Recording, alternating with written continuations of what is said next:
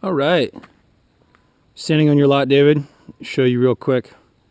They've smoothed out all the cascajo, the big mounds of dirt. There's your septic tanks. Of course, once we fill those up with water, they'll be covered up a little bit better. Put some cascajo over there because it was pretty mean mud. We had to dig so deep. But tanks are ready. Here's your vent rough in. The house is plumbed, piped in to your septic. There's Ira. Everything's straightened out. Cascajo up front, all this leftover cascajo, which we knew we were going to need. Otherwise, this would be one big mud puddle. Here are your exposed vigas. Tying your posts. We're going to use steel in the size of your deck.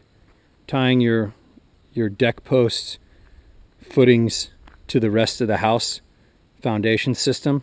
So if there is an earthquake, the whole thing moves so that your deck doesn't separate from your wall when we finally build it.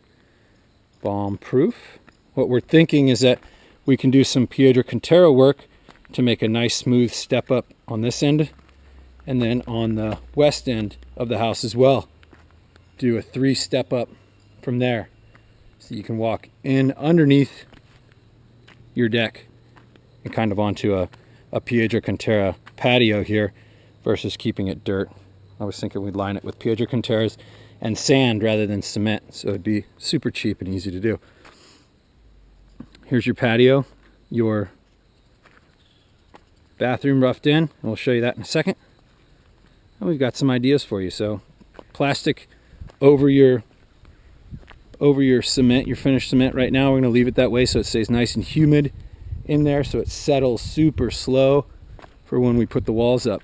We're also going to need to put a ramp on this guy, and we were thinking compact and doing what we're going to do. I'll run by some ideas with you real quick. Hey David, so we're looking at your building pad, which we're finished. The foundation work is finished. That section of all your draws, everything's good to go. We want to move on to putting the walls up and getting this casita and bodega finished. We had a few ideas that I wanted to run by you, which a little design ideas change as we're down here feeling the wind, looking at your lot, working on site every day. We kind of noticed some things that might be a little bit better, which we can change now from your original plan at no worries and no extra cost to you, but could make things a little bit better. So let me show you what I'm talking about right now. You can see right here what we're doing. What we're looking at over here is this is your bathroom. It's covered in plastic right now because I want to keep the humidity in, but it sinks down so we can have your border, your 4-inch border up, or we can keep it sunken in, which I kind of like going into it, keeping all that water drained in the middle. I'll show you that in a minute, but I just wanted to get you an idea of what your design is. This is your center wall right here. We plumbed in either a vent or for your kitchen sink. If you wanted your kitchen sink adjacent, we can talk about the placement of it. We can also just top that up, put the wall right in the middle. This is your original plan, is to have your wall run this way.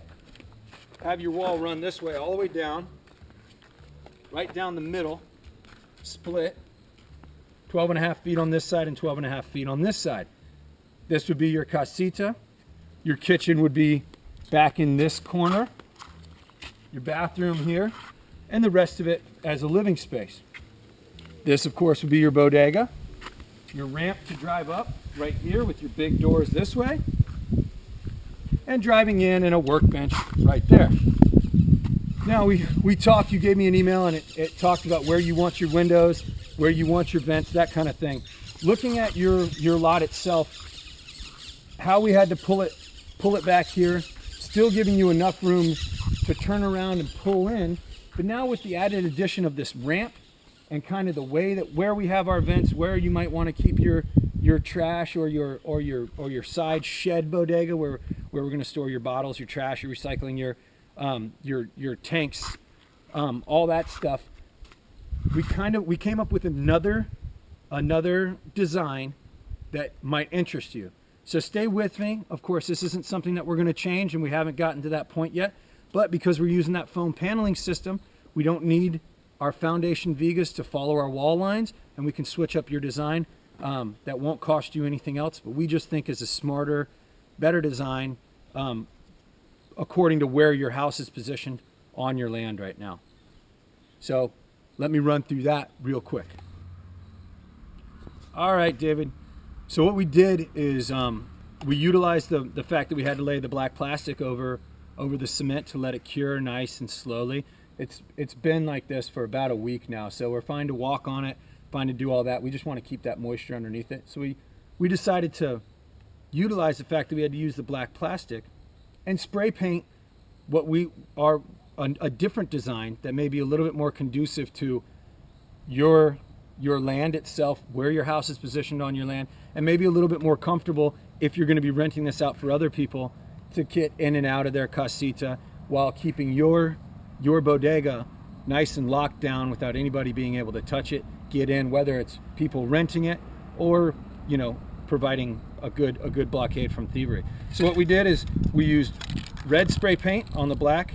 That this outlines all the walls and also explains where W's, which are windows, and where doors are, that kind of thing. Blue is windows and doors, so you can know where the windows and where the doors are. And yellow is all your countertops, random furniture you might stick in there, shelving, beds, dressers, that kind of thing, to kind of give you an idea of how stuff could fit in both your bodega and your casita. So we'll run through it with you on that one. All right, so we were thinking, one of the main things was the fact that the door's in the back corner. I know that it might be good to keep, what you might be doing is avoiding, once you have your upper level, you want to, if somebody else is renting below and you want them to have access only through the back. But we were thinking it might be a little bit nicer to walk in, have your shade right here, and be able to walk in your front door right here underneath your deck. Walk in your front door this way. That way, when I want to go outside to hang out in the hammock that's underneath the deck in the shade, or go outside and get into my car, which is parked here, which does not always have to be in the bodega, I can walk out and be underneath the deck with the windows and maybe some plants and hammocks and that kind of thing in the nice shade underneath the deck. Also, it gives me direct access from getting in, parking my car, hitching up my horse, parking my bicycle, parking my motorcycle, walking right in, and walking right into home. As you can see, this was the doorway, front door. Walk in. You walk into the front door. Your living space has now expanded by 2.5 feet. Your wall is now at 13.5 foot. And you, rather than down the middle, giving yourself a little bit more room in your living quarters.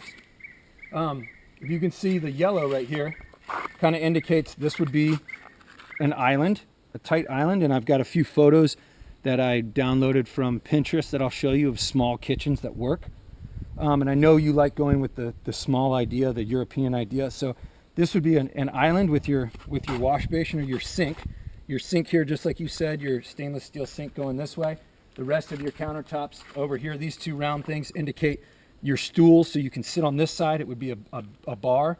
So you sit on that side and have your little breakfast nook right here, out looking on a window, looking out onto outside, keeping your door open with your screen closed so the mozzies don't get in, but still being able to enjoy that. And this is, of course, this is your wall of your bathroom, that red line, wall of your bathroom's that way. So this would be a whole wall. I see hanging your pots on here, shelving, that kind of thing. And then below would be your cooker and kind of your kitchenette in this corner.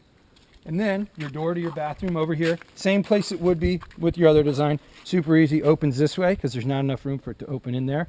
You've got your shitter, your wash basin, your center, very middle of the bathroom, center drain, all sloping one way, and your shower head coming out there with your window, little high window on the offshore side for airflow coming in.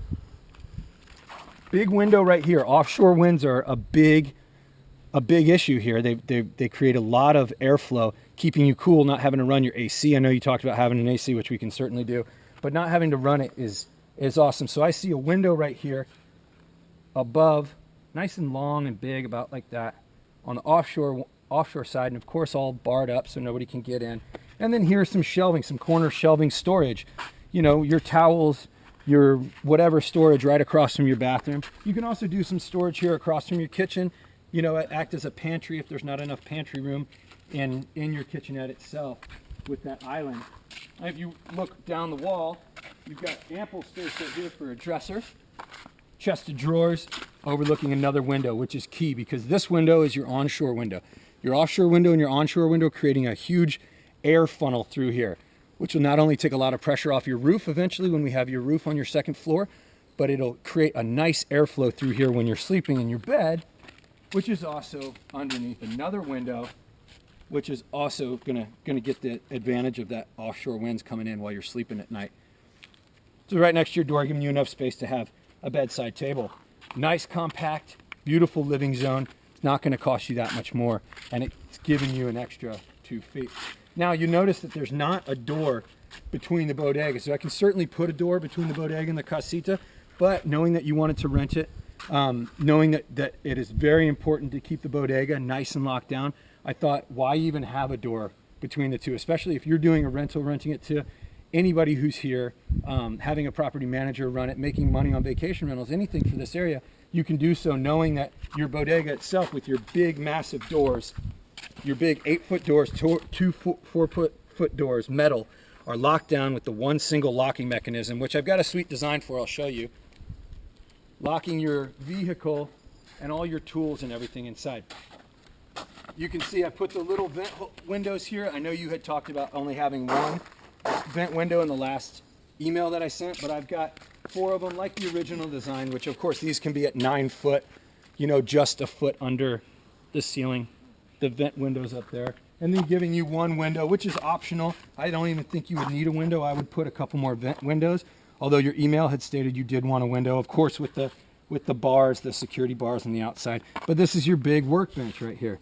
So you get more than enough space at 25 feet on one side to park a car in here, or all of your tools, hang up Julian surfboards, whatever you want to put in here, completely locked down. I think having one door makes a little bit more sense security wise, and it'll save you some money as well. So obviously this would be where the ramp is. Ramp would come down, compact dirt, brick, compact, and then Piedra Canteros on each side. Ramp comes down to about here, making it much easier for you to drive in and pull in and up, in and park. Now I know you had said you had another, you know, some other plans for this side of your property, and so of course this might be not be conducive to that, but I thought I would just give you an option, something that makes your casita a little bit brighter, easier for people to walk into rather than having to go around the side of the house. And of course, the best part about this is along the side of your ramp, we also build another side ramp where your handrail is for walking up to your first platform, which then goes up your stairs to your deck, making this side your north side of your house perfect for, you know, right here for your shed. Your shed door, you've got your tanks, your brooms, your rakes, your machetes for your gardener, you know, your bottles, your trash, everything organized in here so that it doesn't have to be under someone's window in case there's some smelly trash, that kind of thing, which we know happens in Nicaragua. And then also your vents off your bathrooms can come back and be vented out this side, at least for now. Once we put a second story on, if these are your 2-bedroom windows out here, we could still probably vent it right out the middle and out the top of your roof. I just think that this being completely closed off, your water coming in, is a little bit more utilitarian than inviting for your casita, or easy for your car to have to do a 3-point turn to pull in, now knowing how high we have to go to create that ramp out here in the back. So just some ideas. You know, think about it. We'll give you one more shot of how it goes, and hopefully it's something. All right, David. You know, this is your bathroom. I'm standing in the middle of it. We kept water in here again so that makes sure everything under the plastic stays nice and humid. But this is your doo-doo. This is your middle drain in the middle of the bathroom. Shower head, I reckon, could be here to keep your toilet paper, and then maybe a shelf above, dry, that kind of thing. Maybe where you hang your towels over there, keep those dry. So shower coming this way versus onto the toilet. Nobody likes to sit on a wet toilet. And you know, your wash basin and your mirror here. The reason we put it in the middle is we didn't want it too far this way. You can put shelving, and you can put, you know, all your good stuff. We can also do an open close vanity right here for your medicine cabinet. Your door is going to be as far this way as it can go, open this way. So with the toilet poking out, there'll be enough room to walk in. That way, when you walk in, we had to get around the toilet and around your wash basin, which is why your wash basin had to be this way. A big enough area to be able to walk in, take a shower, shit, and shave. This is going to be your second floor entry for the doo-doo. So this will be hidden in your wall, and during the first phase, we'll just have it poke out and have it poke out of the ceiling, out of the roof, I should say at this point. Second floor before your second phase. So that's for your upstairs bathroom.